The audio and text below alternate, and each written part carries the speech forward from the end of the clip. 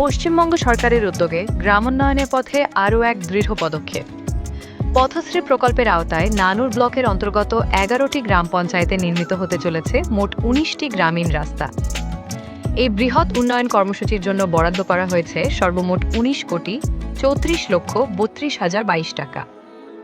এই ১৯টি রাস্তার মধ্যে ৬টি রাস্তা নির্মাণ করছে নানুর পঞ্চায়েত সমিতি, ১১টি রাস্তা নির্মাণ করছে পশ্চিমবঙ্গ রাজ্য গ্রামীণ উন্নয়ন সংস্থা WBSRDA এবং ২টি রাস্তা নির্মাণ করছে ম্যাকিনটশ বার্ন লিমিটেড।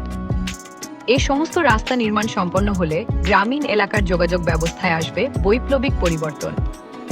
গ্রামীণ অর্থনীতির বিকাশের পাশাপাশি ছাত্রছাত্রীদের স্কুল ও কলেজে যাতায়াত আরও সহজ হবে।